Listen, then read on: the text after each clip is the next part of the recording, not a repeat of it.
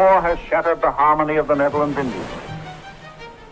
Less than a day's flight from the shores of the Australian continent, 70 million people live in these islands. Until overwhelmed by the hordes of Japan, they lived in undisturbed security, in harmony with themselves. These beautiful islands, with their mountain ranges, rivers and fertile valleys, form a natural storehouse of immense capacity, richly stocked from vast rice fields and numberless agricultural estates, yielding an infinite variety of valuable crops. For more than 300 years, the Dutch maintained harmony. Their basic policy was designed to enhance Indonesian culture by Western science and organization, without interfering with the religious traditions and old customs of the native peoples. The Indonesian is passionately devoted to the soil. He extracts from it all that is necessary for his well-being and happiness. Before the darkness of total war engulfed Java, the island lay as we see it now, serene and tranquil. Undisturbed by the menacing shadow of war, the Indonesians tended their flocks in peace and contentment. They did not realize that hourly the shadow was growing, threatening their carefree happiness. That the perfect harmony in which they lived and worked with the Dutch was about to be shattered by a ruthless invader. The rivers of Java play a vital part in the life of the people. These rivers flow in shallow beds, making them safe for the people to wash and bathe in. They provide also an unlimited water supply for the irrigation channels which interlace the rice fields of Java.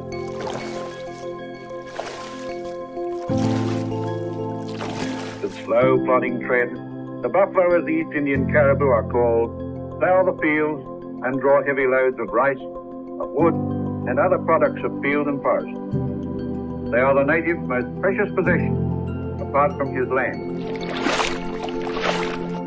Buffalo are yoked for their day's work, ready to cooperate in the labor of their masters. The Indonesian care for his buffalo as he does for himself. These rice fields were the life-givers of Java before the Japanese invasion. Under Dutch guidance, abundance of rice symbolized happiness to the native, because rice meant food and content. Rice is the barometer of good or bad times. The wise government of the Dutch left the tending of the rice field in the hands of the native, undisturbed by mechanical Western methods.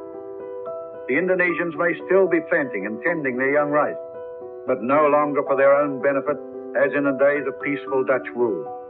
Then there was rice to spare, but today rice is severely rationed, and the Indonesians have ample opportunity of learning the true meaning of Japanese so-called co-prosperity.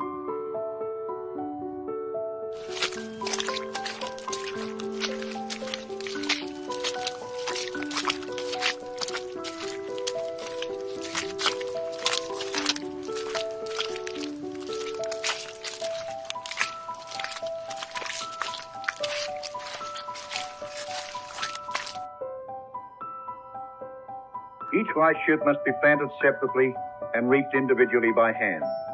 This method obviously creates high-pressure periods of labor.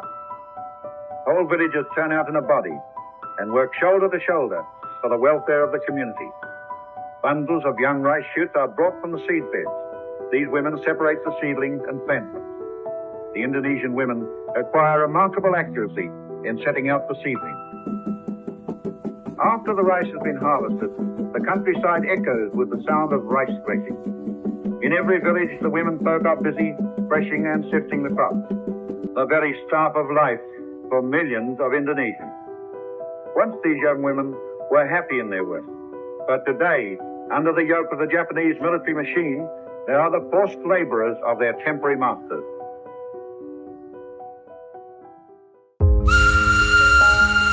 After the rice has been harvested, the land, instead of lying fallow, is immediately planted with another crop, thus following a rule of rotation cropping made possible by the richness of the soil.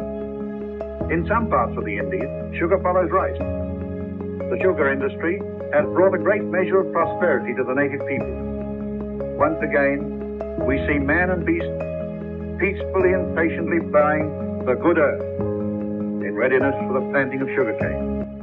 The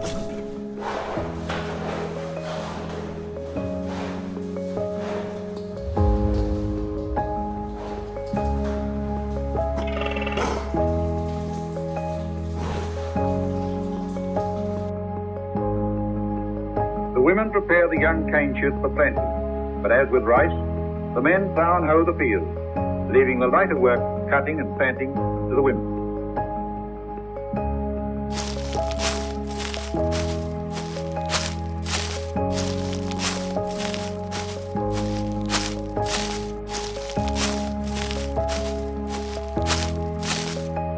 The young cane shoots are deftly planted in prepared and irrigated channels. Each shoot has its right place. As with all agricultural development in these islands, the correct procedure has been achieved by the pursuance of a highly scientific agricultural policy, one which made use of the best in both traditional Eastern and modern Western methods. This achievement was only attained by the willing cooperation of the Indonesians with the Dutch, by the efficiency and courageous enterprise of the Europeans.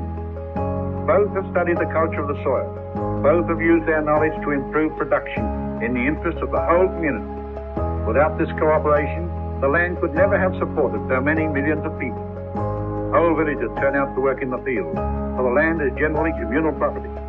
After a hard day's work, this native group enjoy a simple lunch in a corner of the cane field. Their lunch has been brought from the village, done up in neat little palm leaf packs. The Indonesian appreciates a cigarette after a meal. He smokes a special type of tobacco wrapped in the flakings of a maize leaf.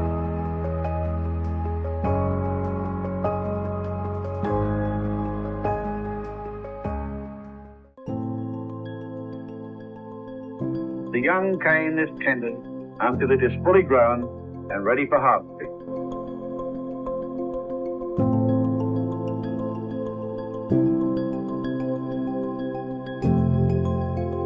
When harvest time arrives, the men of the village turn out into the fields, bringing the cane. The cane is not cut, but pulled out by the roots, trimmed with the help of sharp reaping hooks. The organization of the village workers is left to their own foreman, who directs the work of cutting, trimming, tacking, and packing in the rail truck.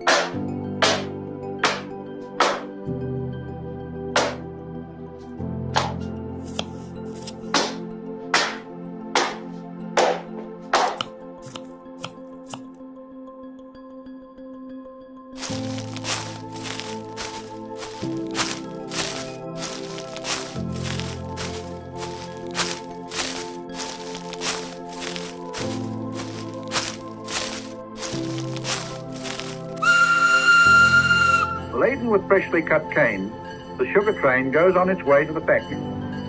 The extensive railway system covers the cane field areas. It is no uncommon sight to see two trains moving side by side on their way to the factory.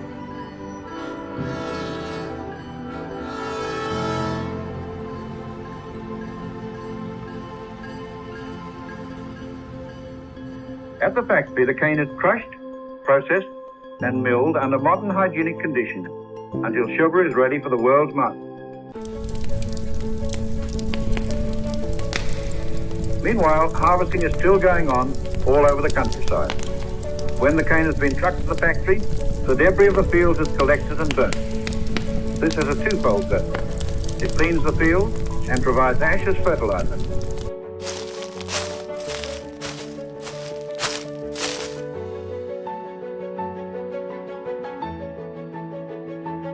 The foreman, well satisfied by the day's work, rearranges his headdress.